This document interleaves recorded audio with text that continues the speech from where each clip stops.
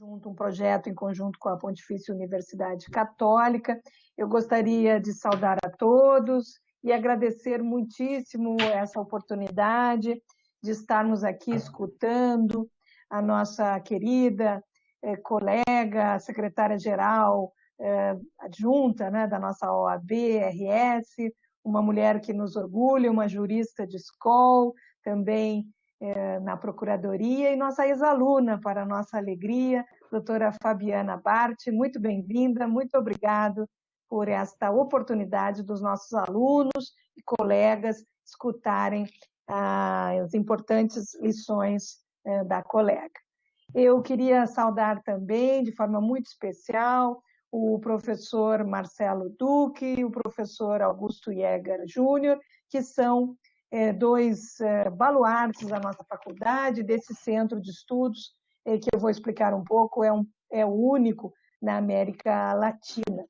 E queria saudar de forma muito especial a nossa aluna mestranda Heide Hoffmann e também a Graziella Harf, que organizaram este evento. O Centro de Estudos Europeus e Alemães, o professor Augusto vai falar mais um pouco, mas nós participamos de uma concorrência e ele une 11 programas de pós-graduação na URGS e 11 programas de pós-graduação na Pontifícia Universidade Católica. E para ganharmos essa concorrência, nós sugerimos um mestrado, uma ênfase, na verdade, dentro do programa de pós-graduação, um mestrado em Direito Europeu e Alemão, da qual fazem parte a Heide e a Graziella. Então, esses nossos alunos, já temos esse projeto piloto há 3 anos, né? Eles são, vamos dizer, o foco, são apenas 10 os escolhidos, são o foco do nosso trabalho nesse centro. Então, seja muito bem-vinda e muito obrigada também pelo importante tema que escolheu do papel da mulher nas eleições municipais, né?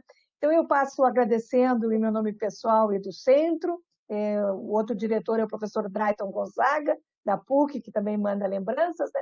Eu passo a palavra ao professor Augusto para que explique um pouco melhor este evento e essa série de conferências do nosso centro. Muito obrigado, professora Cláudia. Gostaria de saudá-la inicialmente enquanto diretora do CDA, que oportuniza a sede institucional para esse evento, bem como saudar também a professora mestre Fabiana da Cunha Bart, com a sua disponibilidade para formar essa biblioteca como digital, como bem apontado pelo professor Marcelo Schenck-Duque, nesse tema do envolvimento das mulheres nas eleições municipais, e eu diria no local onde quiserem estar, porque estamos vivenciando aqui na URGS, nesse momento, a ímpar situação de termos elegido em 120 anos as primeiras mulheres diretoras, tanto diretora como vice, para a nossa centenária Faculdade de Direito, que são as professoras Cláudia Lima Marques e Ana Paula Mota Costa. Queria também saudar as organizadoras, a nossa colega Ades Sanches, também as nossas mestrandas Heide e Graziella, e o colega professor Marcelo Duque, com quem eu, particularmente, há muitos anos, divido uma disciplina no mestrado e no doutorado em Direito aqui da URGS, sobre temáticas do direito constitucional e liberdades fundamentais. Como bem referido pela professora Cláudia, esse centro é uma conquista de um grupo de universidades aqui do Rio Grande do Sul, especialmente a PUC e a URGS. Foi um projeto vencedor, concorreu com grandes outros grupos universitários em todo o mundo e, liderados pela professora Cláudia e pelo professor Drayton, conquistamos o primeiro centro, não só no Brasil ou na América do Sul, mas o primeiro centro no hemisfério sul do mundo. Os outros todos ficam no hemisfério norte do mundo, então para nós é uma grande honra. E nesse momento, mesmo em pandemia, estamos alcançando a 19ª conferência do ano de 2020.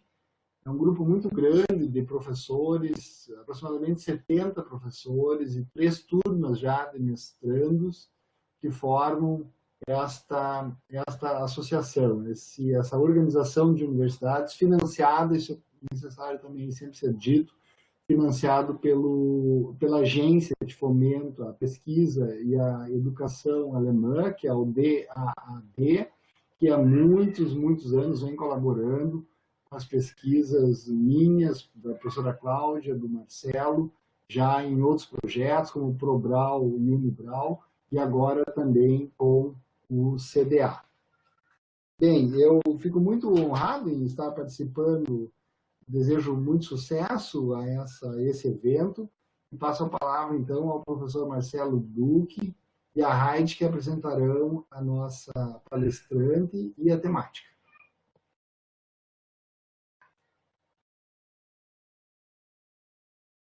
Muito obrigado, professor Augusto, pela linda apresentação, professora Cláudia também. Então, Heide, tu, por gentileza, apresenta a todos os nossos participantes, a doutora Fabiana Barth, e aí, de imediato, nós passamos ao tema da conferência propriamente dito, pode ser?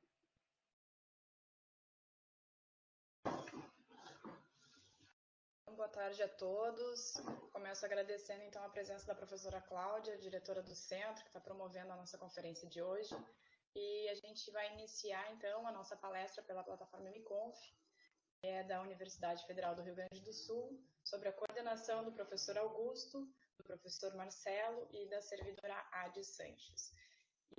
Então, nessa conferência, nós contamos com a presença da palestrante Fabiana Azevedo da Cunha Bart, que ela é mestre em Instituições de Direito do Estado pela Pontifícia Universidade Católica do Rio Grande do Sul e secretária-geral adjunta da OAB. Nós temos também o nosso debatedor, que é o professor Marcelo, que é doutor em Direito do Estado, professor do Programa de Mestrado e Doutorado da URGS e do CDA, professor da Escola da Magistratura Federal do Rio Grande do Sul, onde exerce a coordenação da disciplina de Direito Constitucional, e professor da Faculdade Dom Bosco. Então, com isso, hoje a professora vai falar um pouquinho para a gente sobre essas perspectivas de uma democracia representativa mais autêntica e o papel das mulheres nas eleições municipais. A palavra agora para a professora Fabiana. Obrigada, Heide. Primeiro, eu gostaria de agradecer de forma muito afetuosa o convite que me foi feito pelo professor Marcelo e, igualmente, pela professora Cláudia Lima Marques e pelo professor Augusto.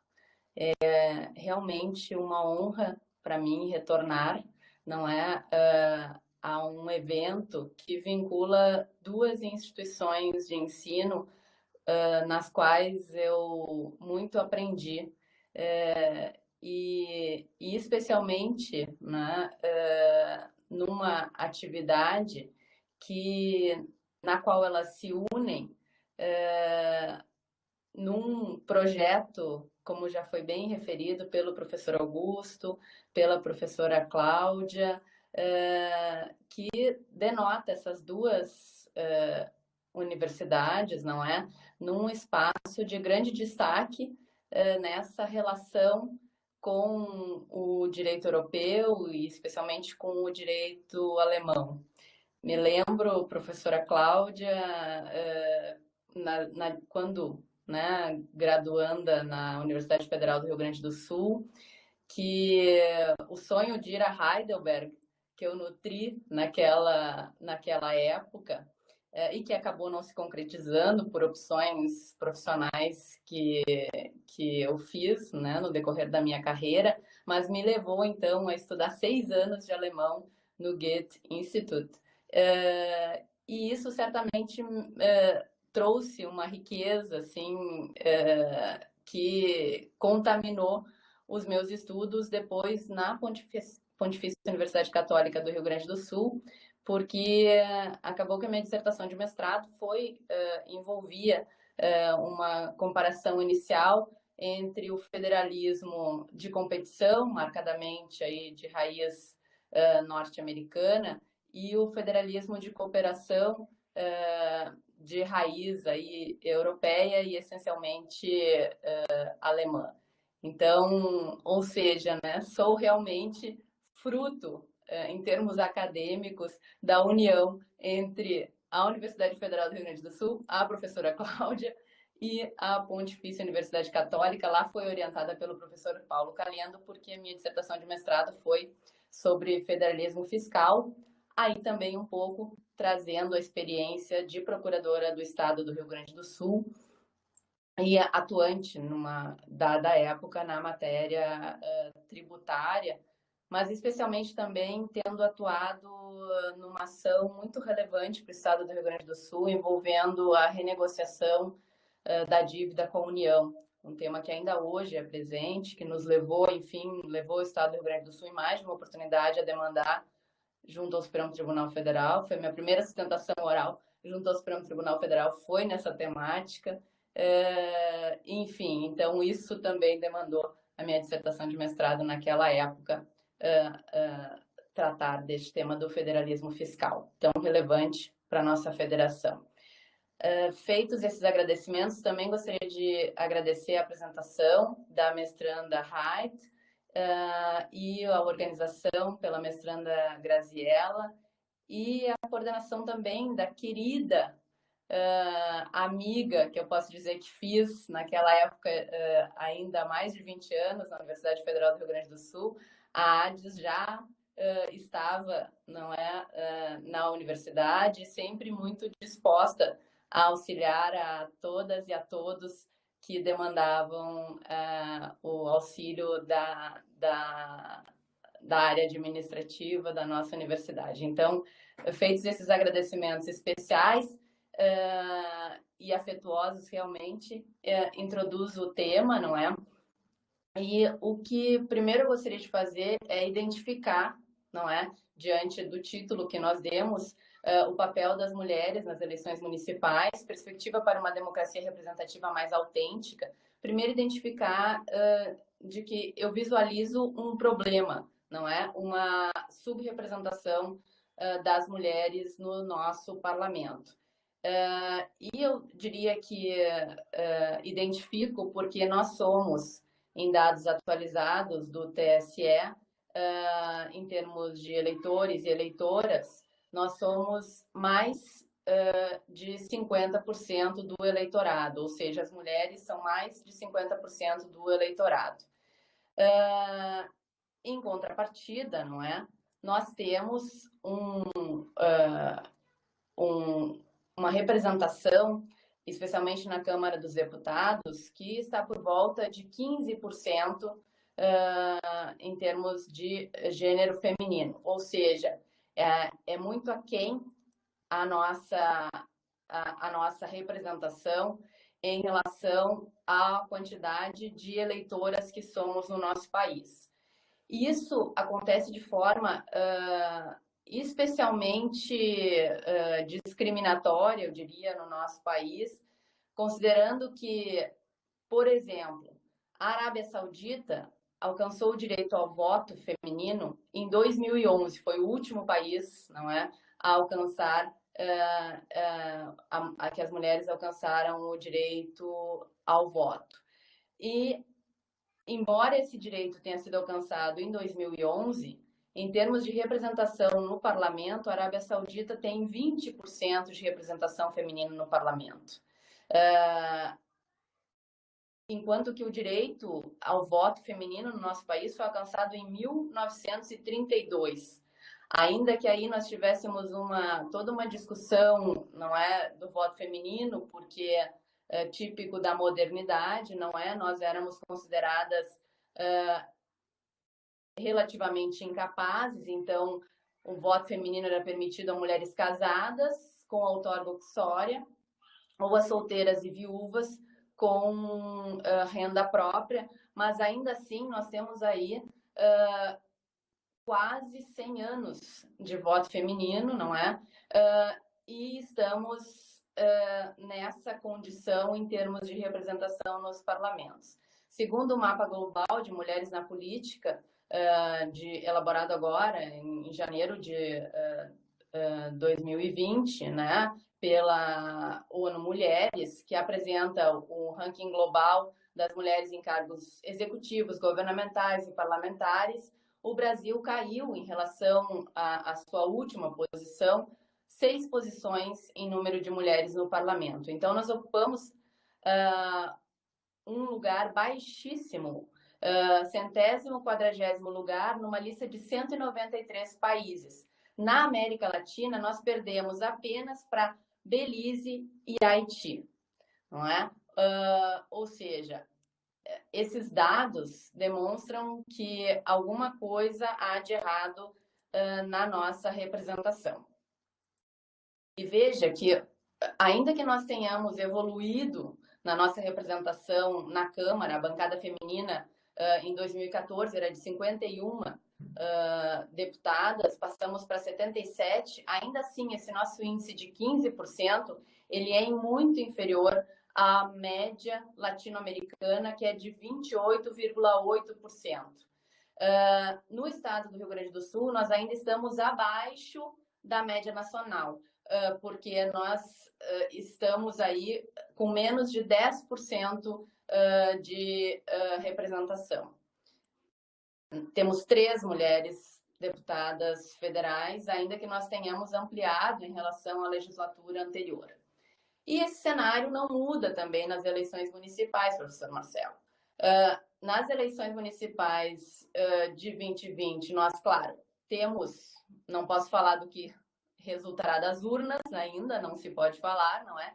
Mas nós temos, nós mantivemos o percentual de candidaturas, e isso a gente vai falar daqui a pouco por quê, né? Então ele fica por volta de 30%, 31%, que não é diferente do que nós já tínhamos nas últimas eleições de 2016.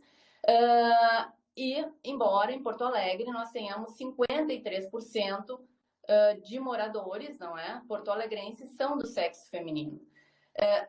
Em 2016, apenas 4 dos 36 vereadores eleitos eram mulheres. Atualmente nós temos 5 mulheres aí por questões de afastamento, secretaria, enfim. Hoje nós temos 5 mulheres, 13,8% da nossa Câmara de Vereadores é ocupado por mulheres, ou seja, abaixo daquele índice que eu referia em relação às questões no Parlamento, no Congresso Nacional, na Câmara de Vereadores, né? Então, aqui também estamos abaixo da média nacional. E aí, aquilo que eu havia falado, né? E esse dado é muito impactante, porque, veja, referida à Arábia Saudita, 20% dos assentos parlamentares são ocupados por mulheres e aí, nesses países, nós temos normas marcadamente discriminatórias em relação às mulheres, diferentemente do que se tem no campo normativo no nosso país, não é? Então, não deveria, esse não seria uma conclusão esperada deste contexto. No Afeganistão, nós temos também 27,70% de representação feminina no parlamento. No Iraque, 25,30%. No Paquistão, 20,60%. Na Nigéria, 17%. Ou seja, né, nesse contexto, não é, o que nós temos com essa subrepresentação é um contexto normativo no nosso país, tanto em nível federal, não é? E aí para a edição de normativa federal e nacional, naquilo que for de competência, não é? Né? Com essa amplitude do Congresso Nacional, estadual e municipal, majoritariamente feita por homens, né? E isso leva ao não atendimento de demandas sociais das mulheres. E digo isso, palestrei há acho que uns 2 meses, também a convite do professor Wagner e do professor Marcos Aguirre, e falava um pouco de reforma tributária. E uma das questões que eu trouxe, não é, era em relação a um tema muito próprio feminino, inclusão de absorventes na cesta básica, como itens da cesta básica. Quer dizer, como isso não seria algo relevante numa população majoritariamente feminina no nosso país? E este é um tema que veio à discussão agora há pouco. Então, recentemente, no Rio de Janeiro, foi aprovada uma legislação, não é, prevendo a inclusão dos absorventes higiênicos como item da cesta básica. Em julho, uma deputada estadual também protocolou aqui um projeto de lei no mesmo sentido na nossa Assembleia Legislativa, e aí também prevendo a distribuição de absorventes para pessoas em situação de vulnerabilidade social, enfim, para meninas que precisam usar e devem usar, não é, absorventes higiênicos. Isso até há pouco tempo eu vi um filme no Netflix, Padman, que não é um problema só nosso, né? Mas, enfim, um homem teve que quebrar barreiras, superar paradigmas, não é? Para conseguir levar uma questão de saúde para muitas mulheres, não é? Aí, numa cultura oriental, enfim. Mas não precisamos ir lá, né? Aqui mesmo nós tínhamos esse problema e isso me parece muito relacionado, não é? Esse é um exemplo e trouxe porque é um exemplo que talvez choque, até porque não se fala muito nisso em termos públicos, né? Esse assunto fica mais na esfera privada, de uma certa forma, numa cultura, não é? De proteger alguns assuntos assim da esfera privada feminina em relação ao público, mas deveria ser algo da esfera pública, não é? E demonstra um tanto como os assuntos, demandas das mulheres ficam esquecidas num parlamento, não é, majoritariamente masculino. Enquanto alguns assuntos, como a questão da calvície, é assunto que já demandou, que é majoritariamente masculina, não é a calvície, salvo aquelas questões trazidas a calvície pela quimioterapia, que é um assunto que interessa homens e mulheres da mesma forma, mas a calvície já foi objeto de projeto de lei na Câmara dos Deputados e ela atinge majoritariamente, é um assunto majoritariamente masculino e não feminino. Talvez, não é? Aí estou supondo, mas imagino que num parlamento majoritariamente feminino nós não daríamos tanta importância a este tipo de assunto frente a tantos outros de tamanha relevância que clamam por solução legislativa no nosso país. Prova também dessa dificuldade das mulheres, não é, no âmbito da política, nós temos uma Câmara dos Deputados que nunca teve uma mesa diretora presidida por uma mulher. De igual forma, a mesa diretora do Senado nunca foi presidida por uma mulher. Comissão de Constituição e Justiça da Câmara dos Deputados, né, quem lida no parlamento, sabe o quanto é importante ter uma presidência de uma CCJ na Câmara dos Deputados. Esse poder nunca foi autorizado às nossas parlamentares de ter. E hoje, né, é um assunto do momento. A comissão mista de orçamento está sem presidência, porque, tradicionalmente, a comissão mista de orçamento ela é presidida num acordo, não é? E neste acordo, que aconteceu também agora, o Centrão indicou uma mulher, uma deputada federal, que seria a primeira, não sei se será, né? Mas seria a primeira a presidir a comissão mista de orçamento. E é uma comissão de igual forma com inúmeros poderes, porque ali vai analisar a lei de diretrizes orçamentárias, não é? E o que há hoje, não é? É uma tentativa, então, de quebrar este acordo, digamos assim, no parlamento. Então, o Centrão, que indicou, não é, essa parlamentar, ele está obstruindo as sessões da Câmara e provavelmente, e essa discussão vai ser resolvida apenas, é o que se diz, não é, no Congresso Nacional, são as notícias que a gente colhe, e isso eu vi hoje ainda de uma deputada que está indicada a compor a comissão mista de orçamento, que só vai se desenrolar depois do segundo turno das eleições municipais. Então, veja a dificuldade, não é, que a questão de gênero tem na política. Bom, professor Marcelo, eu vou, nesse momento, antes de ingressar num outro ponto que eu gostaria de abordar, que, identificado o problema, vamos ver como nós fomos nos comportando, não é? Como o nosso sistema foi se comportando. Vou falar das ações afirmativas, vou falar do papel do STF, do TSE. Mas antes disso, eu não fiz uma colocação inicial que eu pretendia ter feito, que era um pouco referir qual é o meu envolvimento com este tema. Porque acabei me envolvendo na questão de representação política e por isso sugeri falar sobre esse tema aqui, professor Marcelo, por minhas vivências de vida, realmente. Eu sempre imaginei, não é, que homens e mulheres tinham igualdade de oportunidades, né? Aí uma liberal. E fui pelos meus méritos, não é? Venho de uma família simples, estudei sempre em escola pública, estadual, enfrentei greves, não é? Com as dificuldades dos professores em nível estadual.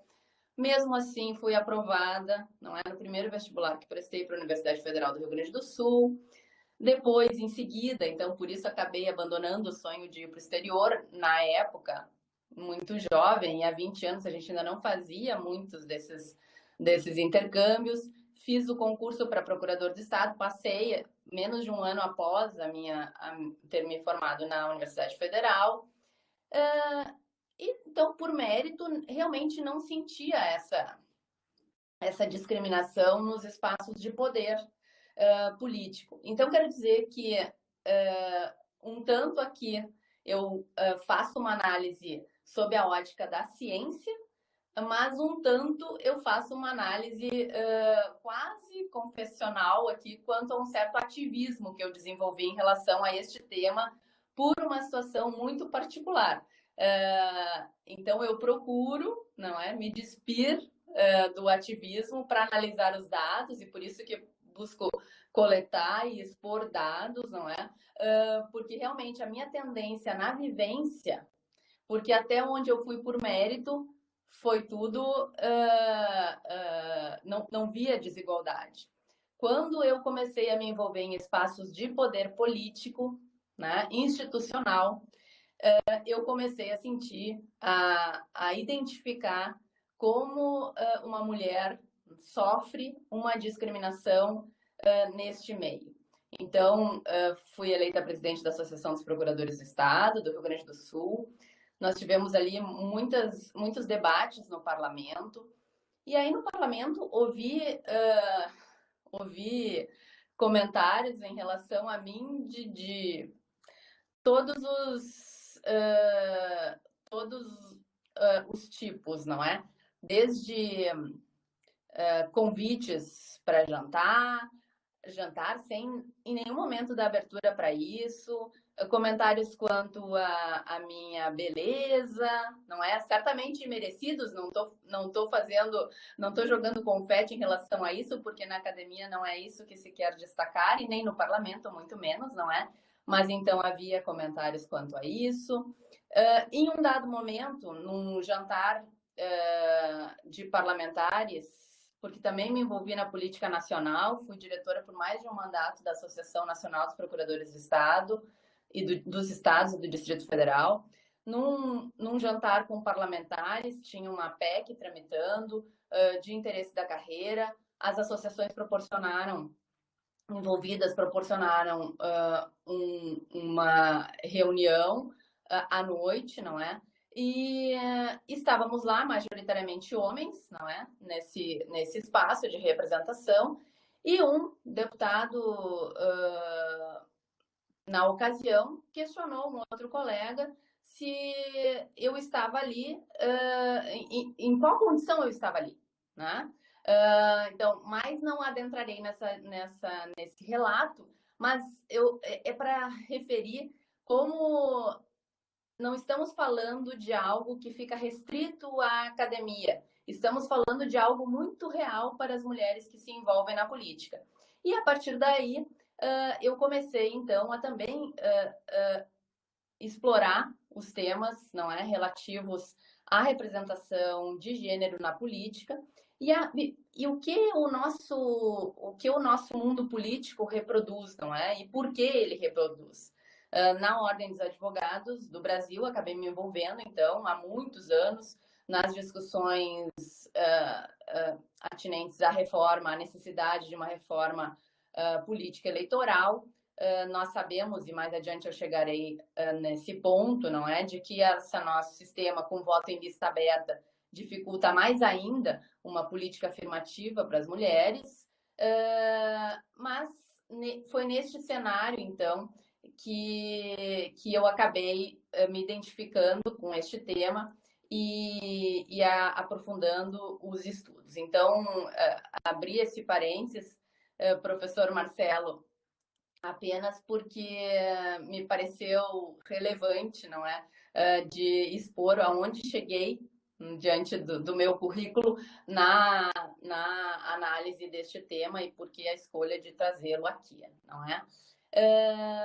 E aliada a essa minha percepção, conversando igualmente com a deputada Margarete Coelho, e no final da minha exposição eu digo por que conversei com ela, mas ela usa uma frase, e aliás, a deputada Margarete Coelho, que é advogada, uma advogada eleitoralista, renomada, por isso a conheci antes, não é, de conhecê-la como parlamentar, que foi vice-governadora do Maranhão e hoje uma deputada federal. Ela referiu textualmente: a política para as mulheres é muito difícil, porque se combina algo no plenário, nas comissões, não é? As pessoas vão para casa e no dia seguinte tudo mudou, todo aquele acordo mudou. E se usa aqui muito uma expressão, não é, entre as mulheres, de que, infelizmente, não é, nós ainda vivemos num país em que muito da política se faz nos bares, se faz nos bordéis. E isto também é um fator que afasta as mulheres da política. Uma situação muito diferente, não é, professor Marcelo, do que nós temos na Europa, não é? Onde mais da metade das chefes de Estado que nós temos no mundo estão localizadas na Europa. Então, é uma realidade que nós estamos, infelizmente, muito distantes. Então, diante desse cenário, não é? Desde 1995, nós começamos a trabalhar com a ideia de ações afirmativas. Então, a Lei 9.100 foi a primeira, não é, que estabeleceu um mínimo de 20% da lista de candidatos de cada partido ou da coligação, na época, deveria ser preenchida por candidatas mulheres, mas isso era apenas para as câmaras municipais. Foi uma lei de autoria da então deputada Marta Suplicy. Depois, né, nós tivemos uma expansão das ações afirmativas com a Lei das Eleições, né, a Lei 9.504 de 97, e definiu ali, então, uma porcentagem de reserva de vagas, mas essa reserva de vagas incidiria sobre a lista e potencial, e não sobre a quantidade final dos candidatos. Então, isso também levou a uma perda, não é, de força e de eficácia dessa legislação, e acabou, então, também se evoluindo, não é, na legislação, e nós tivemos a aprovação, então, de uma alteração legislativa em 2009, né, a Lei 12.034, e assim tornou obrigatório o preenchimento do percentual mínimo de 30% para as candidaturas femininas, e o resultado disso foi um aumento significativo, então, em relação aos anos anteriores. Bom, então lá em 2000, né, viemos de 95, chegamos em 2009 com 30% das candidaturas, então, femininas garantidas, mas garantidas de que forma, não é? Nós sabemos a importância do capital financeiro nas eleições. E mulheres candidatando-se sem recursos implica nesse percentual que nós acabamos de percentual histórico, né, que nós não conseguimos evoluir, aumentar, no qual eu acabei de falar. As doações no nosso sistema, nós sabemos, doações de pessoas físicas são sabidamente baixas, não é? Nós não temos, por costume, doar como pessoa física para os nossos candidatos. Isso aí nós temos uma dificuldade, não é? É um problema da nossa democracia representativa. E penso que tanto mais, considerando o eleitorado feminino, tanto mais nós elegermos poucas mulheres, mais dificuldades de doações individuais nós teremos, porque as mulheres certamente continuarão a não se sentir representadas e são a maior parte, né? Mais 50% do eleitorado. Enfim, temos essa dificuldade. Essa dificuldade foi aumentada, foi um efeito, não é, também do julgamento da ADI, que retirou do sistema o financiamento empresarial, as campanhas. Então, infelizmente, esse foi um efeito negativo, de uma certa forma, né? Porque o financiamento, ele acaba sustentando mais ainda no público, não é? Com as dificuldades que nós sabemos que temos no país de receitas. Enfim, com isso, os recursos próprios dos candidatos têm alavancado muitas campanhas, e como as mulheres, de regra, têm menos capital financeiro, não é, em relação aos homens no nosso país, então isso também agrava a possibilidade das mulheres autofinanciarem as suas campanhas, que é um fenômeno identificado depois, especialmente, que cessou o financiamento por empresas das campanhas eleitorais. Por outro lado, também os financiamentos coletivos, não é? Outra inovação, eles dependem de capital político. E como as mulheres, de regra, são afastadas desses espaços de decisão, elas também têm um networking, elas têm uma rede de relacionamentos mais limitada. Então, elas também não conseguem recursos por meio dessas relações, desse capital político. Elas têm pouco capital político nesse contexto todo que eu referi. Então, diante disso, não é? Nós viemos para quê? Para necessidade de garantir recursos, tanto do fundo partidário para as mulheres, para essas candidaturas femininas, quanto do fundo especial. E isso foi feito, não é? Seja com a lei 13.165 de 2015, que obrigou partidos a empenharem recursos, não é, nas campanhas de mulheres, seja posteriormente pela ação direta de inconstitucionalidade 5617, porque nós tínhamos ali uma questão de discriminação, porque ao mesmo tempo em que eu permitia, que eu obrigava 30% de candidaturas femininas, eu destinava o limite, não é? O que se previa era 15% de recursos para essas do montante do fundo partidário, ou seja, 85% ficavam para as candidaturas masculinas, 70%, não é, dos candidatos ficava com 85% do fundo. Então, pela ADI 5617, estabeleceu-se que havia uma inconstitucionalidade nisso e que 30% do montante do fundo partidário cabível a cada partido para as eleições majoritárias e proporcionais, no mínimo, deveriam ser alocadas para as candidaturas femininas. E digo no mínimo porque, havendo um percentual maior de candidaturas femininas, esse percentual de alocação de recursos deve ser proporcional às candidaturas femininas.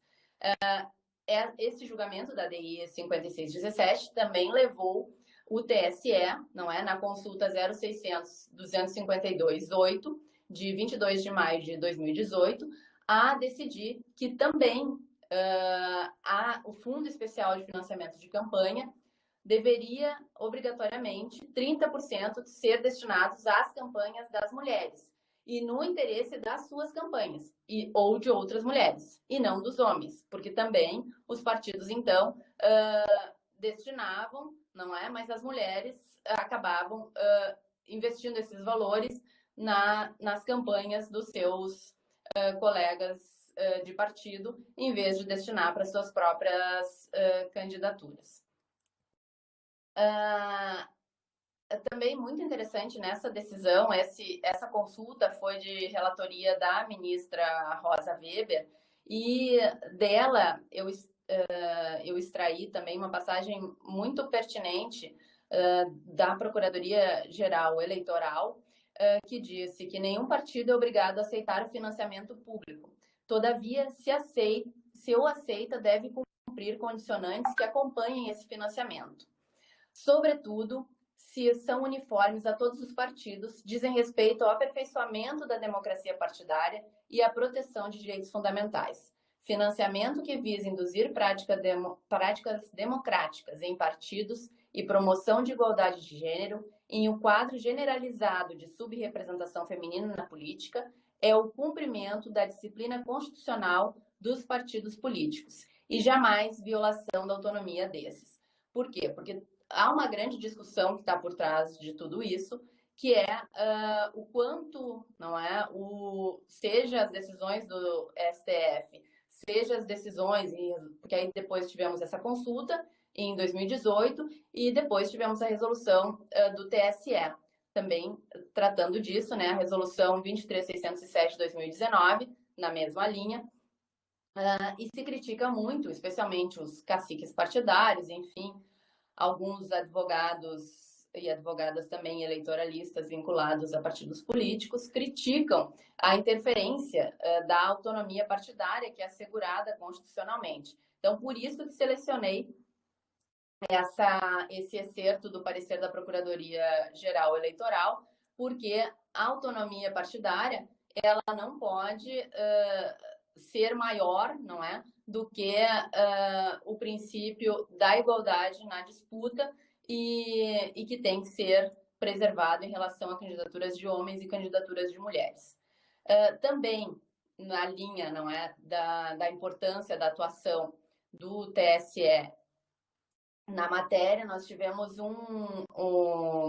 a representação popular 282/73 do Distrito Federal, relator ministro Herman Benjamin, julgado em 23 de junho de 2017, e ali também tirei um excerto do relatório do ministro, dizendo que o incentivo à presença feminina constitui necessária, legítima e urgente ação afirmativa que visa promover e integrar as mulheres na vida político-partidária brasileira, de modo a garantir observância sincera e plena, não apenas retórica ou formal ao princípio da igualdade de gênero. Né? Então, essa é uma questão bem importante, né, para o que nós estamos tratando aqui.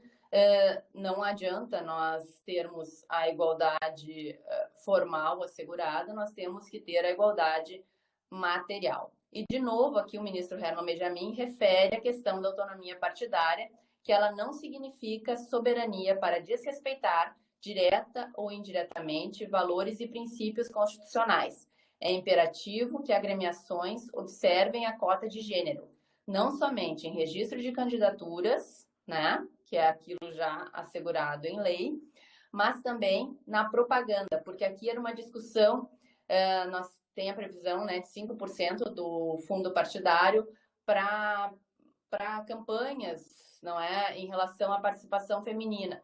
E aí se usava, os partidos usavam esses valores, muitas vezes para fazer campanhas em relação a questões de proteção à criança, assuntos, digamos assim, entre aspas, mais femininos, e não de participação das mulheres na política. Então, ele dizia, é imperativo que agremiações observem a cota de gênero, não somente no registro de candidaturas, mas também na propaganda, e assegurando às mulheres todos os meios de suporte em âmbito intra ou extra-partidário, sob pena de manter o histórico e indesejável privilégio patriarcal e, assim, reforçar nefasta segregação predominante na vida político-partidária brasileira. Igualmente, penso relevante destacar que o TSE ele tem julgado prestações de contas de partido e tem feito várias ressalvas, não é, em relação à não aplicação desses 5% do fundo partidário para a criação de programas de promoção e difusão de participação da política das mulheres, que é uma obrigação que está prevista na Lei dos Partidos, na Lei 9.096 de 96. Contas são desaprovadas ano a ano, né, ou ainda aprovadas com ressalvas. Então, isso também é o TSE agindo, não é, para tentar igualar essa posição das mulheres na disputa eleitoral. Ainda nesse ano, nós tivemos outra questão bem relevante, numa resposta a uma consulta de uma senadora, a consulta número 060 38 16 39, o plenário do TSE decidiu que é possível que a regra de reserva de gênero de 30% para mulheres nas candidaturas proporcionais também incida sobre a constituição dos órgãos partidários, como comissões executivas e diretórios nacionais. Essa é uma questão importantíssima, porque enquanto as mulheres não ocuparem esses espaços de poder nos partidos, na forma como o nosso sistema se apresenta, essa igualdade será muito difícil. Também nós tivemos uma portaria bem recente do TSE, a portaria 791, que foi editada por recomendação da Missão de Observação Eleitoral da Organização dos Estados Americanos, ocorrida nas eleições de 2018, né? Houve, então, essa missão de observação eleitoral e recomendou-se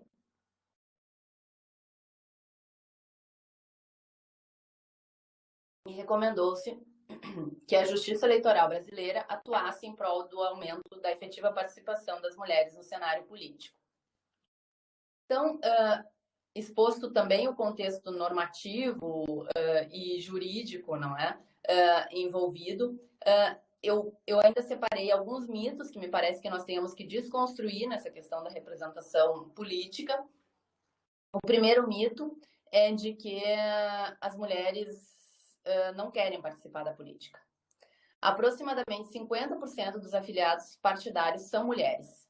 E em 2018, mulheres representaram 64% dos novos filiados. Né? Então, assim, tem mulheres nos partidos.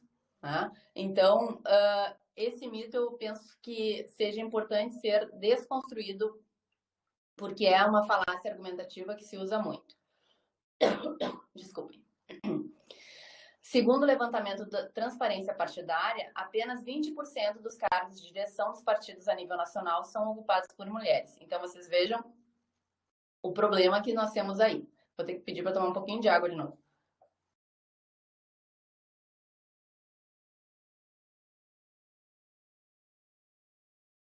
Então, enquanto nós temos 50% dos afiliados mulheres, nós temos 20% de cargos na direção dos partidos ocupados por mulheres. Então, é aquilo que eu referi anteriormente, professor Marcelo, e sei que o senhor também tem propostas, né, proposta de alteração do nosso sistema de eleições proporcionais. Num sistema com voto em lista aberta, não é? O primeiro entrave na representatividade é anterior à própria campanha eleitoral, com o qual nós nos preocupamos até agora, enfim, referir toda essa questão da normativa e das próprias decisões do STF, do TSE, ele é dentro dos partidos. Né? As mulheres já sabem antecipadamente que não terão apoio nos partidos. Elas concorrem com uma maioria poderosa de homens nesse voto em lista aberta. Um outro mito que me parece que nós temos que desconstruir, não é? É de que a mulher não vota em mulher. Né? O eleitorado não parece discriminar a mulher. E digo isso e vou trazer um dado que me pareceu muito interessante. Uma recente pesquisa do Instituto Vox Populi apontou que o eleitorado considera as mulheres mais competentes, confiáveis, honestas e responsáveis quando elas ocupam cargos públicos. Então, assim, quando nós ocupamos, identificam nas mulheres, não é? Ou grande parte da população, grande parte do eleitorado, identifica nas mulheres esses predicados positivos para o exercício de funções públicas. Então, também me parece que nós temos que desconstruir este outro mito. E, por fim, eu propus algumas reflexões para nós começarmos o nosso debate, professor Marcelo. Primeiro deles, não é como ver toda essa situação numa campanha para eleições municipais em um contexto de pandemia, né? O contexto de pandemia, ele me parece, mais gravoso ainda para as mulheres, porque quando eu utilizo muita propaganda em meio digital, eu também vou lidar com algoritmos. E quando eu lido com algoritmos, eu tenho ali reproduzidas discriminações de gênero, porque o algoritmo ele utiliza comportamentos que são padrões, né? Então, ele reproduz discriminações de gênero. Por exemplo, anúncios de emprego são mais mostrados, não é? Se eu procurar no Google, para homens do que para mulheres. Então, isto certamente vai impactar as candidaturas femininas. Então, é toda uma discussão, né? Nós sabemos, enfim, é uma outra palestra esse tema, não é, professor Marcelo? Mas, assim, por exemplo, ficou famoso um caso, a Amazon tinha milhares de currículos para avaliar, não é? E fez uma inteligência artificial, né? Um método ali pelo machine learning, de então selecionar previamente os currículos que seriam mais aptos à contratação. O que se descobriu, não é, depois de uma série de currículos selecionados e milhares de mulheres que deixaram de ser contratadas, então possíveis contratadas, que o currículo, como ele analisava, o algoritmo utilizava as últimas contratações da Amazon, não é, o perfil. E neste perfil, identificou que tinha muitos homens contratados. Então, o algoritmo estava excluindo os currículos das mulheres. E isso foi noticiado, enfim, né, tornado público e levou à alteração, enfim, desse procedimento da Amazon. Mas quantas mulheres deixaram de ser contratadas nesse período, não é? E trouxe o exemplo só porque isso se reproduz numa situação de campanha que vai ser feita majoritariamente, né? Que foi feita majoritariamente pela internet. Outra questão que me parece relevante, né, que estamos num cenário de pandemia, que nós estamos num cenário de maior risco econômico. E num cenário de risco, com as mulheres, a tendência das mulheres, não é serem mais conservadoras em relação aos seus gastos, até por outras condições. Muitas delas são chefes de família, não é? E tem essa preocupação privada, histórica, patriarcal, não é, da nossa sociedade, de reservar recursos para os cuidados com a família. Então, arriscar valores para a sua própria campanha também é uma medida que me parece que acabe também afastando mulheres de envolver recursos maiores, não é, nas suas campanhas.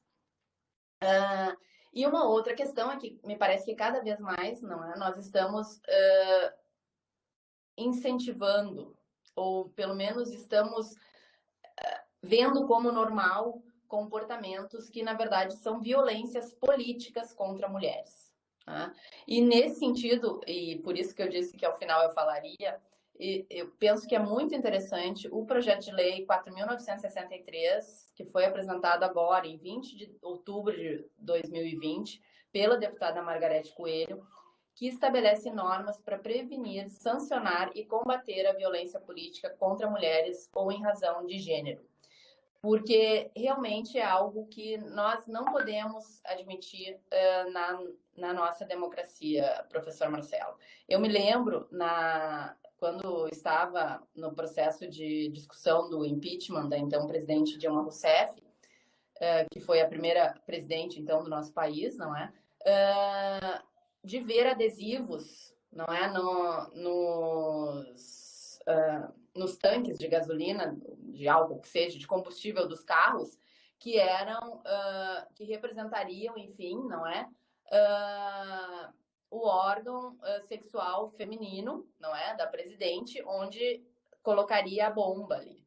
Quer dizer, é algo absolutamente discriminatório, é uma violência que não é do jogo democrático. E aí eu vou usar um jargão até popular, mas que me parece que perfeito aqui, peço licença acadêmica para usá-lo, que o jogo é viril, mas ele não pode ser sujo. E isso é jogo sujo. E isso me parece que afasta as pessoas boas da política, as pessoas éticas da política. A política exige ética. E nesse sentido é que eu vejo com muito bons olhos, né? Infelizmente não tenho ideia se o projeto terá condições de evoluir, mas gostaria, né, que todos interessados na temática apoiassem o projeto. A deputada não me pediu isso, é realmente porque identifico como um projeto relevante para a questão da representação política das mulheres, não é? Combater cada vez mais a violência política contra elas em razão do gênero, que é algo que nós identificamos muito fortemente em relação às mulheres. Então, me parece que, diante desse cenário, especialmente em eleições em momento de pandemia, as ações afirmativas são ainda mais exigíveis, não é? Então, há estudos que dizem que se nós não tivermos ações afirmativas que acabem reservando vagas efetivamente no parlamento, nós levaremos 200 anos no nosso país para alcançar uma igualdade material de gênero. Eu espero que esses estudos estejam errados, porque vejo com muita dificuldade nós avançarmos numa reserva de vagas desta forma, não é? Mas me parece que nós temos aí um cenário muito desfavorável às candidaturas femininas e nós precisamos de muita atuação estatal, institucional e social para garantir essa igualdade. Então, seriam essas as minhas considerações iniciais, professor Marcelo, agradecendo muitíssimo o convite, professora Cláudia, professor Augusto, e fico à disposição para o debate. Muito obrigada. Prezada Fabiana, nós é que agradecemos pela sua riquíssima exposição, o que revela desde já, professora Cláudia, o acerto do centro nesse convite, que com certeza será a primeira de várias outras oportunidades, até mesmo porque a amplitude dos assuntos que a senhora despertou nesta palestra dessa noite revela o quão rica é essa temática. Eu vou tentar sintetizar de uma maneira bem objetiva, Fabiana, as principais considerações para nós introduzirmos um debate e, em seguida, com a presença do público também.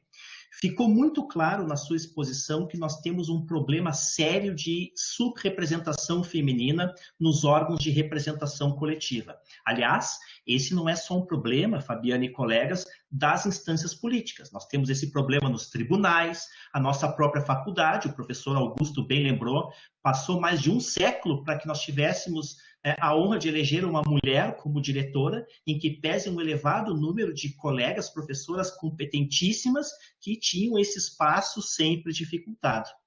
Eu lembro também, né, neste ano, com o falecimento da juíza Ginsburg, na Suprema Corte Americana, uma das tantas menções interessantes que ela fez, quando indagada, claro que ainda em vida, qual seria o número ideal de juízas na Suprema Corte. E ela teria dito 9, sendo que 9 é o número total de membros. E as pessoas, mas como 9? Ela disse, claro, sempre foram quase sempre 9 homens e nunca ninguém estranhou, então por que haveria de se estranhar 9 mulheres? Então isso já revela que nós temos, professora Cláudia, uma dificuldade estrutural em compreender, Fabiana, Augusto, o papel da mulher na nossa sociedade, sobretudo nessas instâncias de deliberação representativa. O que ficou muito claro para mim, Fabiana, também, da tua riquíssima exposição, é que apesar de inúmeras tentativas de aperfeiçoamento legislativo, regulamentar e jurisprudencial por meio dessas ABIs, como a 5617, nós ainda não logramos os resultados que esperávamos desse aperfeiçoamento.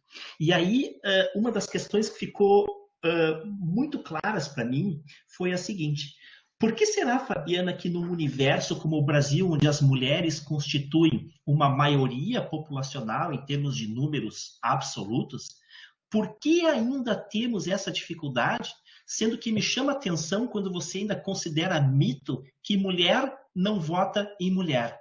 Mas por que se nós temos um universo maior de eleitoras, ainda existe essa subrepresentação, digamos assim, tremenda no nosso país? Essa era uma questão que eu gostaria de lhe ouvir.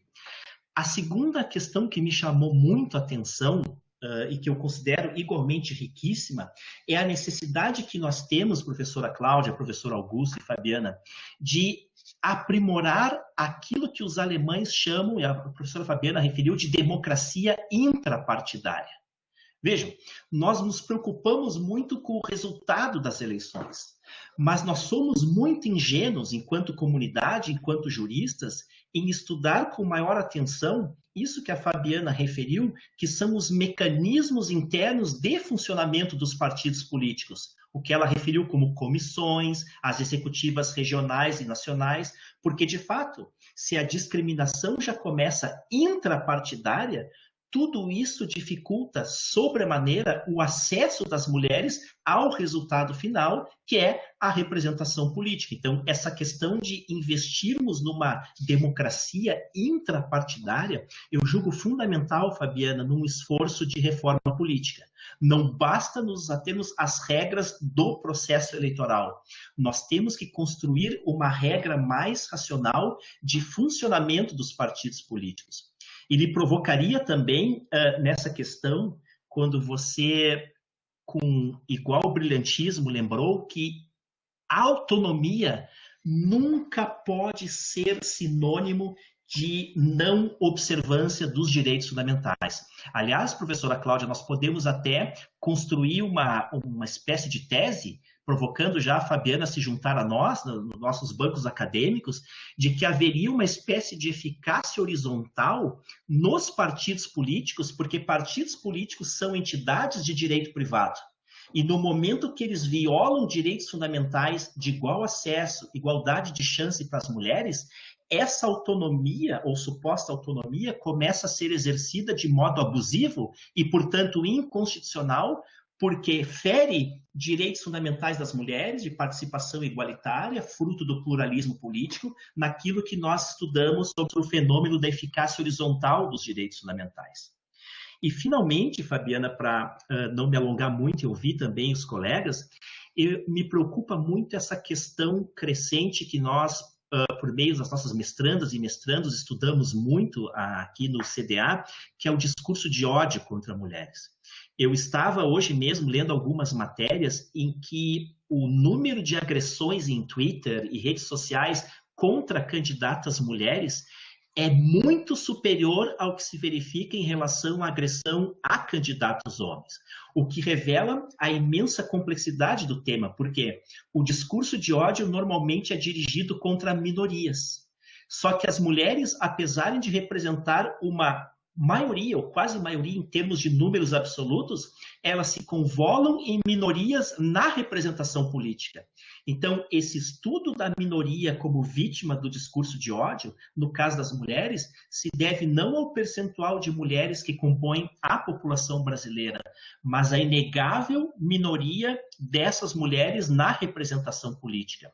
E hoje, professora Cláudia, Augusto, Fabiana, já se estuda, inclusive, algumas questões muito peculiares desse fenômeno, como, por exemplo, a interrupção masculina, que é o número de intervenções interruptivas que, nos discursos políticos, os políticos homens apresentam para truncar, impedir o fiel prosseguimento do discurso feminino, se aproveitando já de uma suposta truculência, até mesmo uma imposição corporal que visa a constranger as mulheres.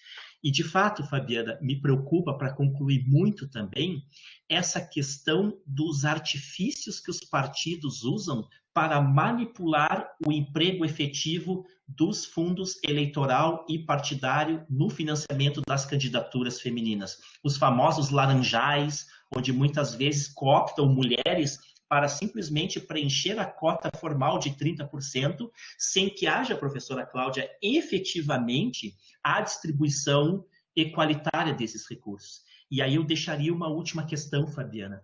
Na sua opinião, como estudiosa desse tema, você não acha que o Tribunal Superior Eleitoral ainda deixa a desejar no que tange uma fiscalização efetiva dessas políticas de administração do fundo partidário? Essas seriam, então, Fabiana, no momento inicial, as minhas considerações, agradecendo mais uma vez pela sua brilhante contribuição. Professor Marcelo, agradeço muitíssimo as colocações e vou tentar abordar todos os temas que foram vários. Primeiro, a questão por que elegemos tão poucas mulheres ainda, embora mulheres, eu disse que é um mito, mulheres não votam em mulheres. Tem um estudo muito interessante de um cientista político, Bruno Carrasa. Ele aborda o tema eleições, dinheiro e poder, engrenagens do sistema político brasileiro. E ele traz dados, né? Ele fez uma profunda pesquisa de campo com eleitos, valores investidos nas campanhas e demonstrando que muito, né, dos eleitos, né, tem a ver com recursos investidos nas campanhas. E claro que há exceções, não é, que falseiam essa tese e até confirmando, então, a tese. Uma das exceções é, digamos assim, o nosso próprio presidente da República. Ele sempre foi um ponto fora da curva, mas aí havia outras questões, não é, que estavam envolvidas em relação à sua campanha, que foi retomada em muitos anos, né? Ele teve várias reeleições. Mas, de regra, professor Marcelo, o dinheiro tem muita importância no resultado das urnas, não é? Questões que são quebradas, que implicam nesse falseamento, como, por exemplo, a política de pai para filho, também tem uma pesquisa muito interessante, esse caciquismo, né, que nós temos nos partidos, que acaba, o pai sai, de regra, ele não indica a filha, a mulher, ele indica o filho, homem, não é? A política de pai para filho é realmente de pai para filho.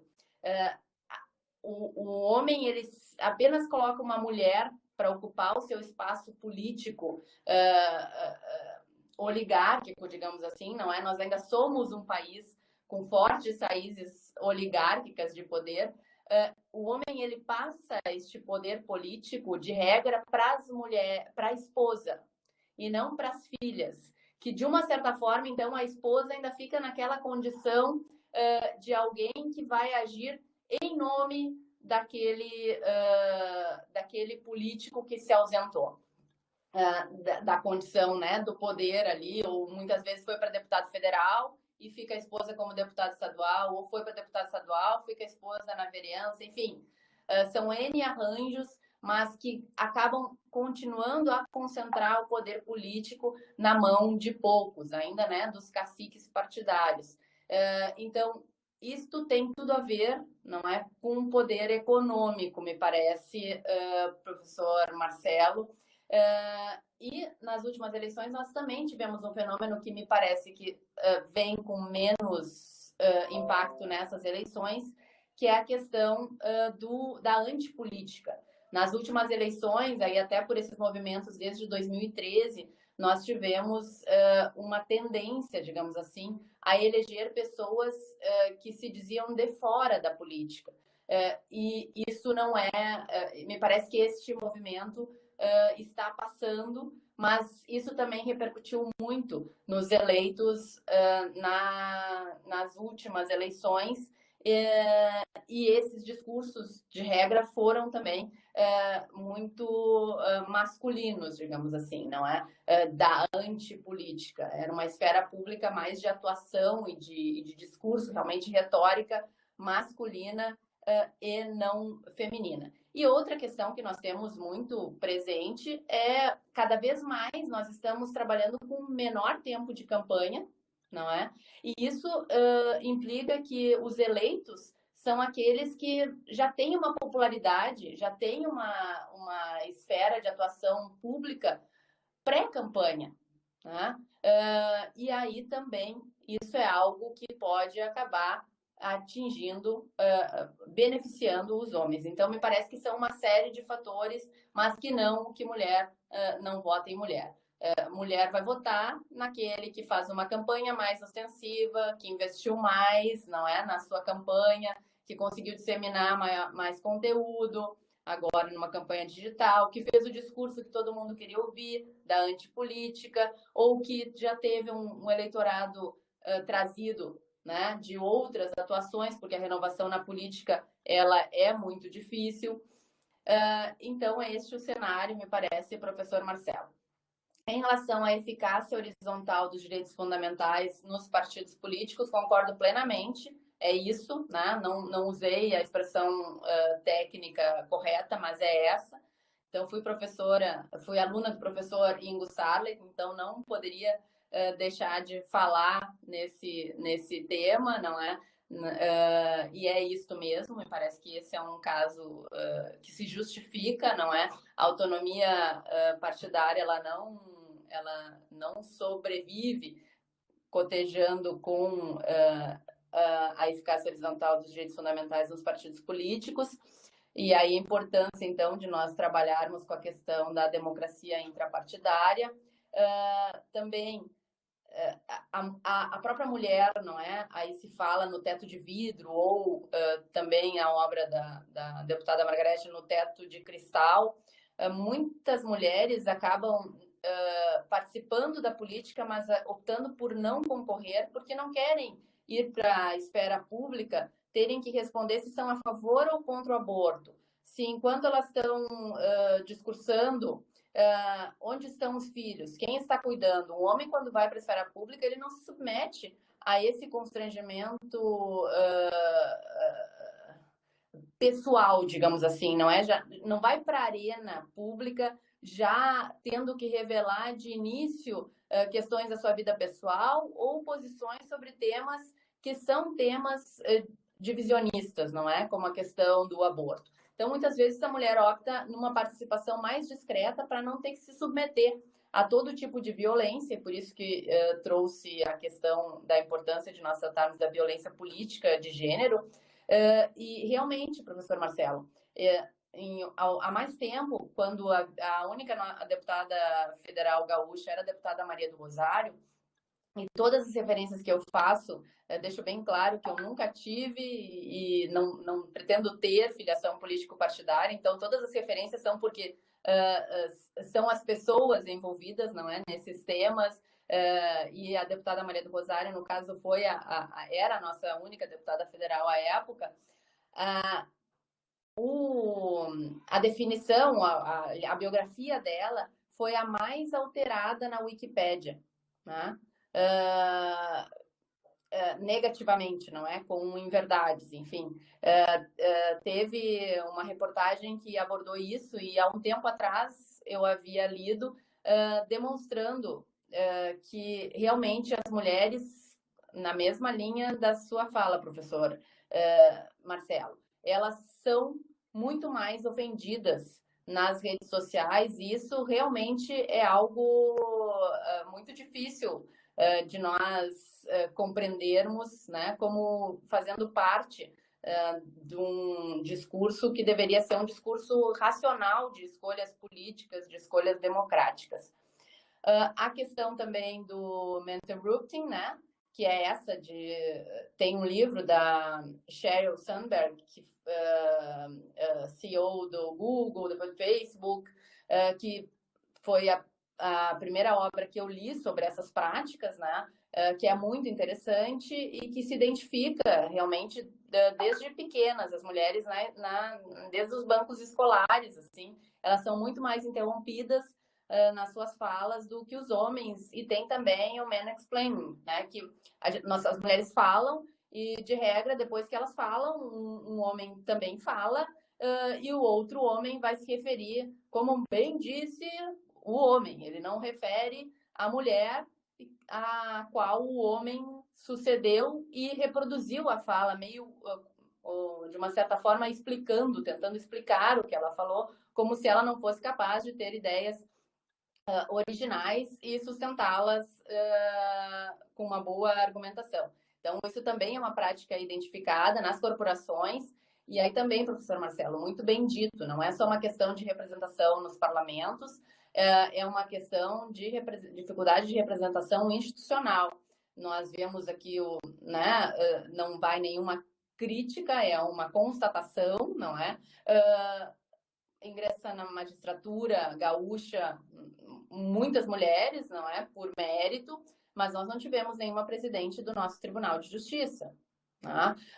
No âmbito da nossa Procuradoria-Geral de Justiça, também nós tivemos aí a doutora Simone, uma carreira também que tem muitas mulheres promotoras e procuradoras de justiça. Enfim, escritórios de advocacia, nós vemos também, tem dissertações de mestrado, teses de doutorado, especialmente dos grandes escritórios em São Paulo, que demonstram, e aí que falam do teto de vidro, que as advogadas chegam a um determinado ponto. Depois é muito difícil elas se tornarem sócias, elas se tornarem advogadas sêniores, porque tem que optar entre a maternidade e essa condição nos escritórios. Na nossa própria OAB, não é? Nós tivemos uma mulher presidente da seccional, que foi a nossa querida conselheira hoje federal, não é, a professora Cláudia, a nossa verdadeira líder, Cléa Carpe.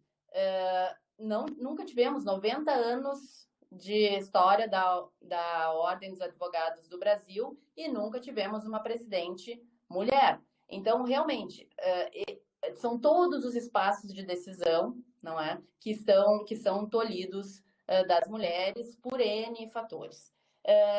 E a questão dos laranjas, professor Marcelo, me parece que sim, que o TSE tem que fazer um acompanhamento mais próximo, mais investigativo, acho que especialmente também o Ministério Público Eleitoral, não é?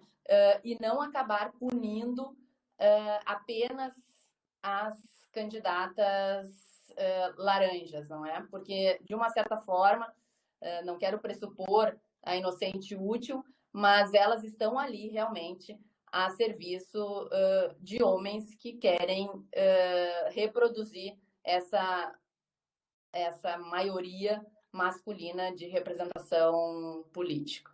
Então, seriam essas as considerações, professor Marcelo. Excelente, muito obrigado, Fabiana, todas atendidas. Professora Cláudia Lima Marques, nossa diretora eleita, por favor. Muito obrigada. Eu também gostaria de agradecer essa magnífica palestra da professora mestre Fabiana Bart e dizer que peço desculpas ao iniciar a fala, me esqueci de mencionar a querida mestre Ades Sanches, que é a minha madrinha da minha candidatura a diretora e a nossa grande autora, né? Tem um mestrado magnífico sobre as professoras mulheres da Faculdade de Direito, né? Então, foi um erro imperdoável, peço perdão à querida Ades, e realmente, não sei por que me esqueci, estava concentrada em honrar as nossas queridas estudantes, né? E acabei esquecendo a mãe de todos aqui, que é a querida Ades Sanches. E com o mestrado da Ades, que eu li com muita atenção e é muito bonito, realmente recomendo a todos, eu vi que é importante a gente começar em casa, né? Todas as coisas, inclusive o tema, né, da discriminação. Então, a minha pergunta, só para o debate, justamente, não é? É sobre esse movimento que eu participo, e a colega também, da professora Cléa Carpe, não é? De uma maior, vamos dizer assim, maior participação das mulheres na ordem dos advogados, né, no Conselho Federal, enfim, todos os setores da ordem. Eu tenho a a feliz coincidência de ser vice-coordenadora da nossa Comissão Federal, né, da Especial de Direito do Consumidor, com a querida e líder também, Maria Miranda, do Alagoas, né, duas mulheres, mas parece que é uma coisa meio rara, assim, a gente nem se dá conta, né, mas essas coisas são raras. E eu tenho uma grande expectativa que a colega Fabiana um dia possa nos representar lá na ordem, se Deus quiser e tudo der certo, conte comigo em todas as situações.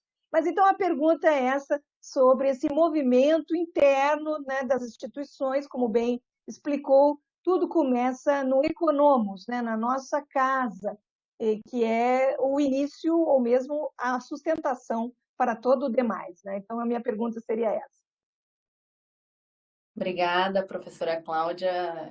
É uma honra ter a colega na Ordem dos Advogados, seja em nível nacional, seja em nível estadual, porque é esse quadro, não é, que nós temos que trazer para as nossas questões da Ordem dos Advogados. E o movimento é um movimento muito presente atualmente, não é? Realmente nós temos paridade nos cargos de direção, porque de regra, e aí até eu brinco, eu não quero desmerecer a função de secretária-geral adjunta, mas pela primeira vez nós fizemos, em conjunto com a Conferência Nacional da Mulher Advogada, um encontro das diretoras do sistema OAB. E identifiquei que muitas das diretoras do sistema OAB ocupam o cargo nas diretorias de secretaria, seja secretaria-geral, seja secretaria-geral adjunta. E especialmente a secretaria-geral adjunta. E o que são as funções da secretaria-geral adjunta? São funções ético-disciplinares. Ou seja, são funções que têm um poder que mais afasta eleitores, digamos assim, potenciais eleitores, numa eleição do sistema, do que fatores que dão um poder político. E eu trouxe isso na ocasião, até na conferência, eu acho que nós temos que discutir um pouco sobre isso, porque também é algo, não é, que muitas vezes é usado dentro do sistema. Não, nós temos diretoras. Bom, mas vamos ver, quantas dessas diretoras são vice-presidentes, quantas são presidentes? Hoje nós não temos nenhuma mulher advogada presidente de seccional. Então, isto para mim é algo muito sintomático, considerando ainda qual o papel do presidente ou da presidente no sistema da OAB. Ele é um sistema marcantemente presidencialista. Muito do sistema, ele só funciona com a posição final do presidente. Então, me parece que é muito tesoureira, temos poucas, não é? E aqui quero fazer minhas homenagens à tesoureira da OAB de São Paulo, que é uma tributarista que eu conheci no sistema OAB, não a conhecia, mas agora está organizando a primeira conferência de direito tributário da seccional de São Paulo, com paridade de palestrantes entre homens e mulheres. Porque certamente nós temos tributaristas de renome. Então, por que não fazermos eventos em que se procure também destacar a advocacia feminina, né, nos painéis? Então, me parece que nós temos muito a evoluir, professora Cláudia, e eu acredito, espero que nós possamos alterar os provimentos que reservam realmente a paridade nas direções do sistema. E veja que, em um dado momento, quando eu fui, além de secretária-geral adjunta, o presidente da nossa seccional, que eu admiro muito e aproveito para cumprimentar, o presidente Ricardo Breyer, me convidou a ser coordenadora de todas as comissões. Isso sim envolve um networking, enfim, envolve um amplo acesso a todo o sistema, Então, logo ele me convidou, saiu a designação, já estava, então, meu nome circulando como possível futura candidata à presidência. E nós sabemos que isto há 3 anos das eleições, quando aconteceu, porque praticamente recém tínhamos assumido, também tem um cunho que dificulta, né, esse trâmite dos 3 anos com uma certa liberdade de atuação em termos de relacionamento político-institucional. Então, veja, é um caminho que é muito difícil, professora Cláudia, e realmente tem que ter muita disposição de vida para enfrentá-lo, porque representa muita abnegação e talvez aí nós questionemos, então, o nosso teto de vidro. Como vocês veem, eu tenho uma criança de 4 anos, além de uma de 12. Então, já peço aqui, aproveito para pedir excusas por, eventualmente, os barulhos da pequena aqui, que mesmo com a porta fechada, às vezes adentram o escritório. Então, professora Cláudia, era isso e agradeço as suas provocações. Muito bem. Professora Fabiana, muito obrigado. Professor Augusto Jäger, alguma consideração? O senhor gostaria de dirigir a professora Fabiana? Não, apenas os meus mais efusivos cumprimentos pelo brilhantismo dos exemplos e da palestra referida, que encantou a todos nós. Parabéns. Obrigada, professor Augusto. Foi um prazer estar nesse evento, ladeando pessoas tão dedicadas ao estudo e ao ensino das ciências jurídicas. Muito bem. Então, nesta parte final, Fabiana, nós vamos encaminhar as considerações das mestrandas que organizaram o evento, e aí, em seguida, a gente abre a palavra a um outro estudante que gostaria de fazer alguma contribuição. Então, Heidi, por favor, você está com a palavra. Agradeço, então, a professora Fabiana, a professora Marcelo, a professora Cláudia Augusto pelo debate, pela explanação, né? Porque com isso a gente consegue realmente elucidar mais e melhor o papel das mulheres nas eleições. E eu gostaria de saber da doutora Fabiana se ela acha que as cotas para as mulheres nas casas legislativas, elas violam de alguma forma o princípio democrático, e também se a senhora acha que homens podem representar mulheres, né? Se eles conseguem, de alguma forma, representar as mulheres, ou só as cotas conseguiriam essa representatividade da mulher. E, por último, o que a senhora acha que seria necessário para que a gente conseguisse chegar nessa possível igualdade de representatividade nas casas legislativas? Pois, em 2018, a gente era só 15% no Congresso, né? E se a senhora bem disse no início também da palestra, a gente ainda está longe dessa porcentagem. Então, o Brasil parece que está nas últimas colocações no ranking mundial da presença feminina no parlamento. Então, mais ou menos com base nessas perguntas, eu queria saber o que a senhora pensa a respeito. Obrigada, Heidi. Obrigada também por ter feito os contatos comigo, possibilitando que eu comparecesse nesse evento. Foste muito gentil.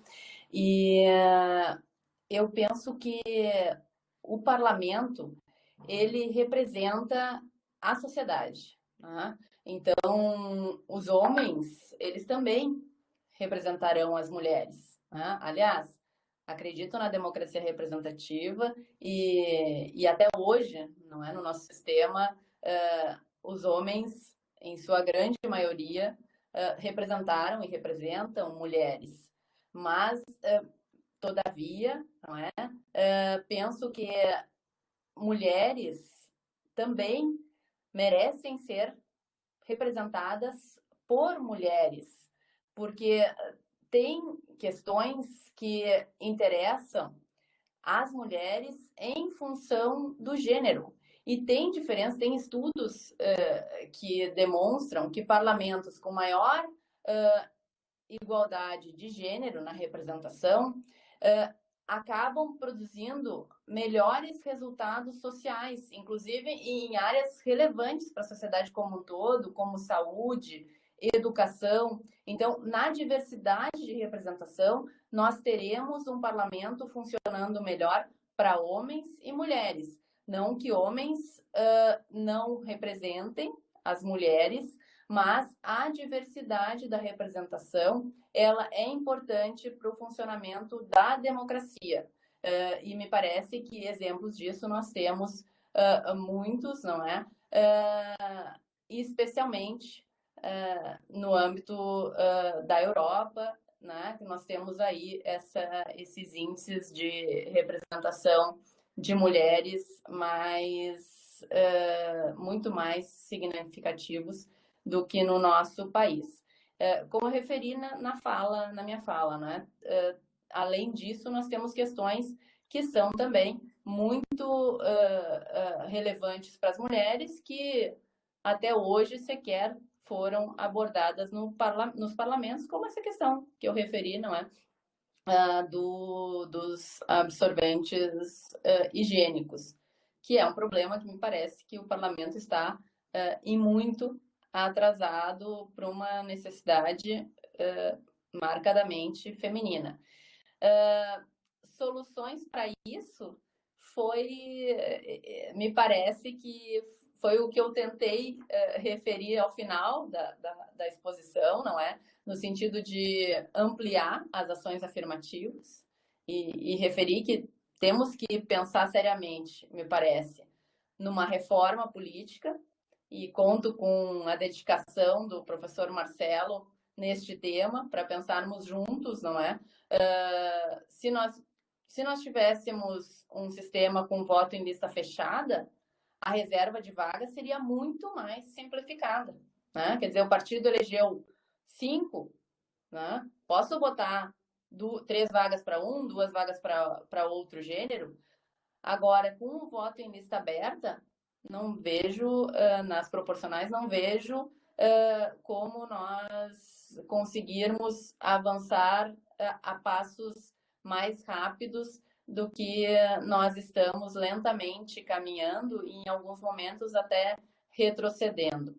Penso que essa questão também de nós conseguirmos trabalhar com a limitação do discurso de ódio, não é? A liberdade de expressão, ela tem limite no discurso de ódio. Penso que isso na Alemanha, por exemplo, é um tema do momento, não é? E aqui me parece que nós temos um tabu muito grande em relação a qualquer limitação, a se falar em qualquer limitação à liberdade de expressão.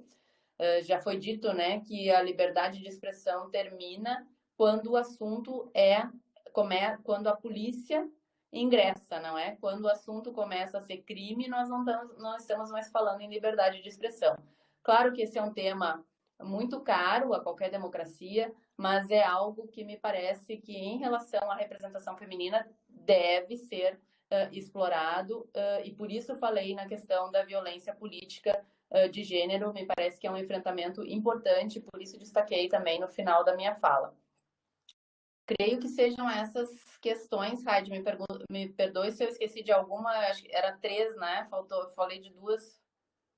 A senhora conseguiu falar de todas, sim, não tem problema, porque ao longo também, eu tinha formulado já algumas perguntas antes, mas ao longo da sua explanação também a senhora já foi respondendo elas, né?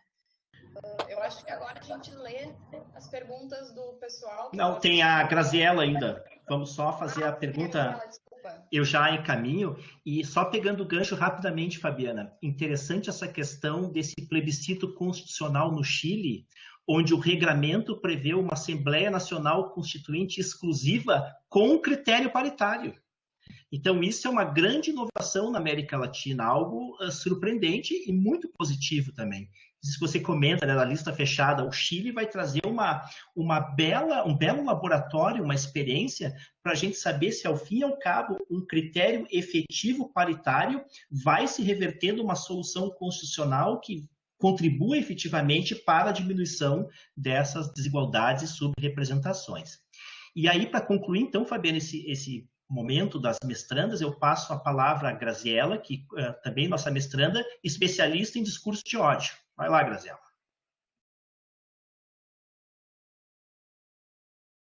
Tu tá sem som, Graziella. Vê agora, acho que agora deu. Fala aí.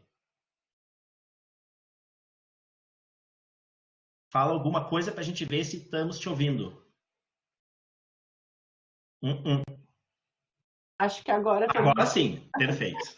Bom, primeiramente, boa noite, doutora Fabiana. Muito obrigada por estar aqui conosco falando desse tema tão importante, né, da atualidade, liberdade de expressão. Já conseguimos incluir vários pontos, enfim, nessa palestra.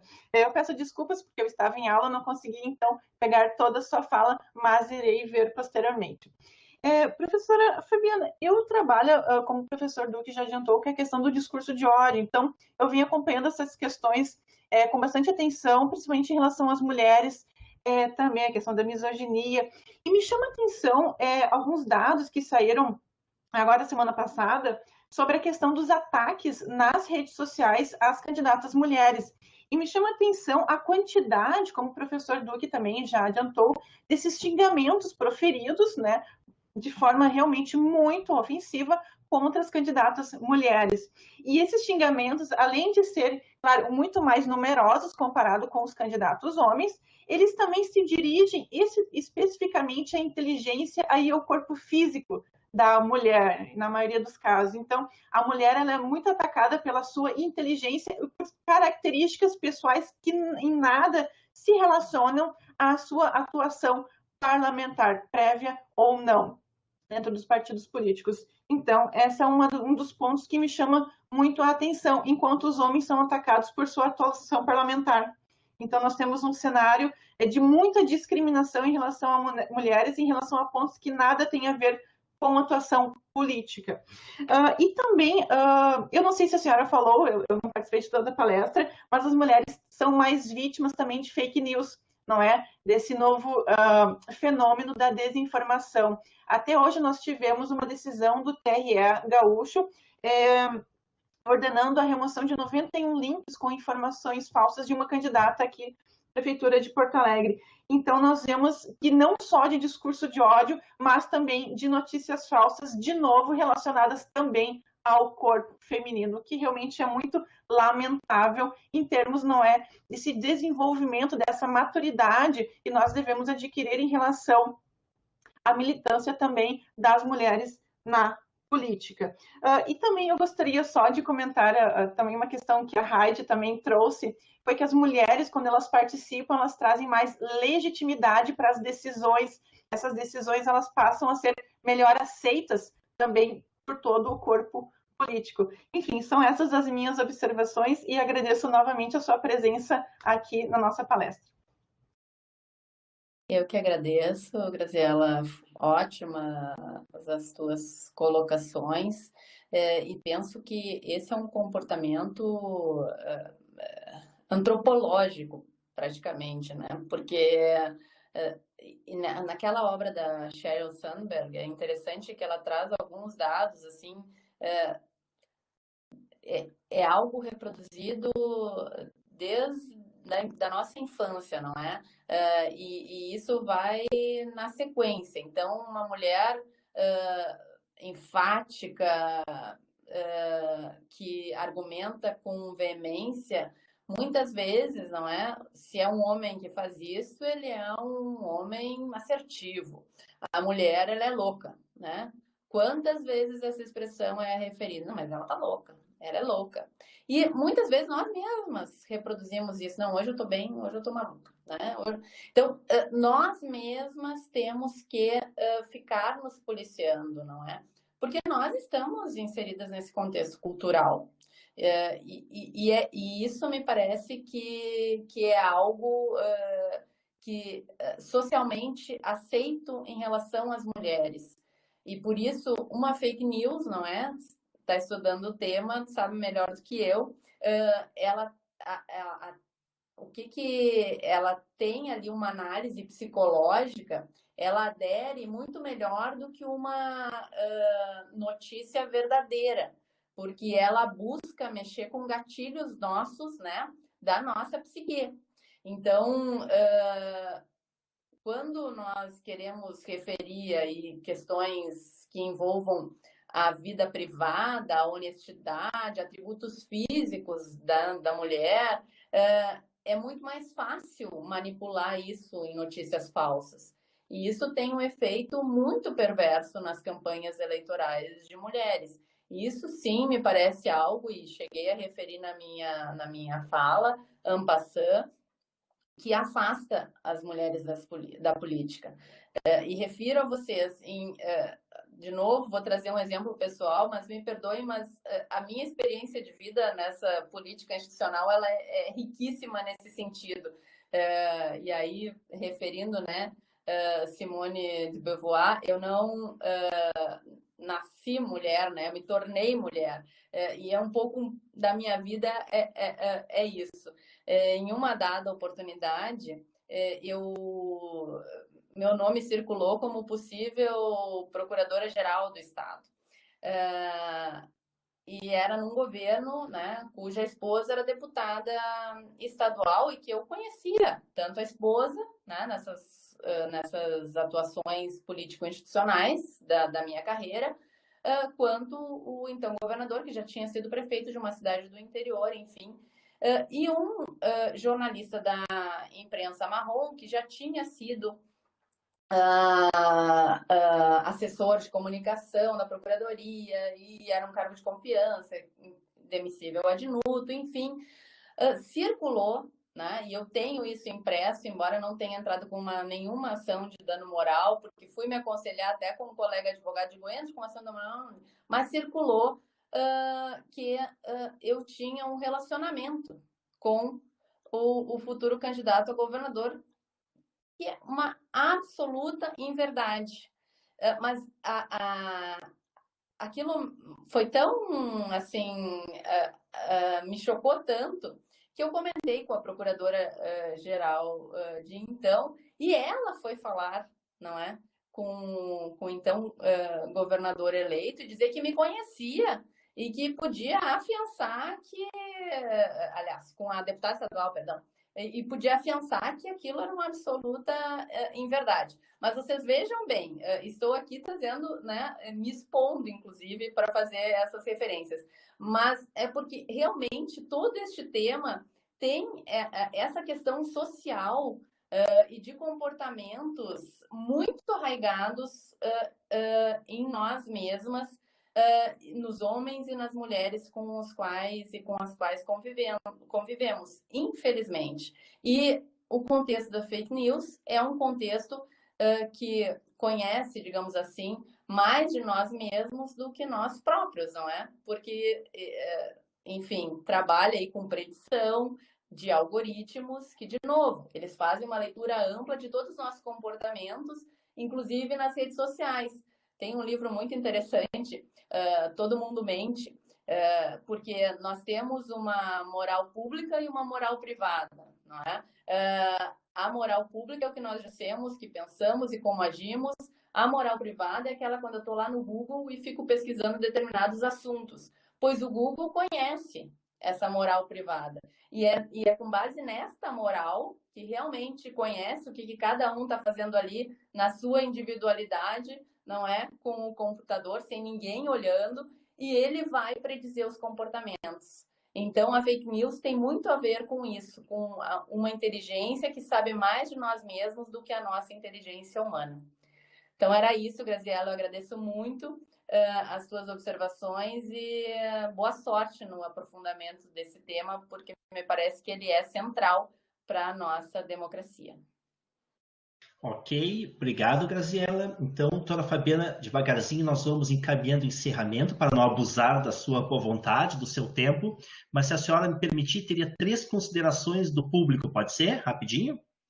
O Teodoro Luiz Malman, que nos acompanha, elogia a sua apresentação e faz 2 considerações. Ele diz: na sua visão, não deveria haver uma modificação na lei eleitoral para obrigar o registro de 50% de candidatas do sexo feminino, ao invés dos 30% atualmente exigidos? Então, isso é uma questão que ele coloca. E a segunda consideração é que se na sua análise a eleição da vice-presidente dos Estados Unidos, uma mulher, não vai contribuir para ser um divisor de águas na democratização da participação feminina nas eleições no resto do mundo. Bom, vou começar pela última parte do questionamento.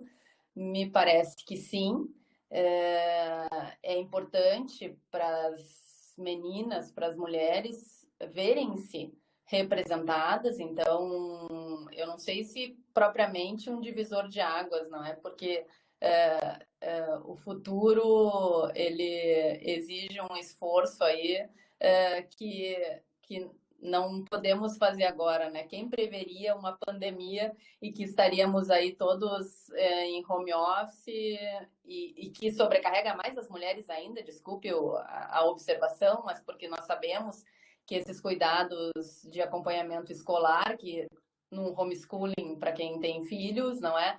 Também sobrecarrega mais as mulheres nessa dupla, tripla jornada. Prova disso é que a produção acadêmica das mulheres caiu, não é? Neste período de pandemia, em comparação a dos homens, que aumentou. Mas, enfim, não sei se será um divisor de águas, né? Não tenho condições de saber isto, mas reputo como um gesto simbólico do eleitorado norte-americano, que elegeu, então, que atribuiu muitos votos, né, a essa candidatura democrata.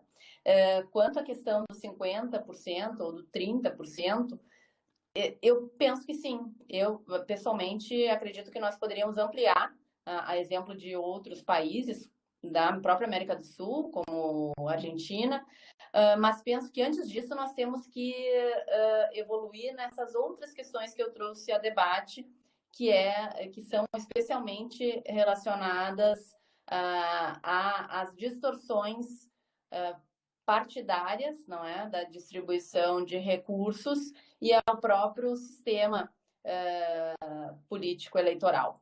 Antes de trabalharmos com a ampliação dessa cota, nós temos que incentivar, digamos assim, a fiscalização e aprimorar o funcionamento do sistema que nós já temos, que está se revelando ainda ineficaz.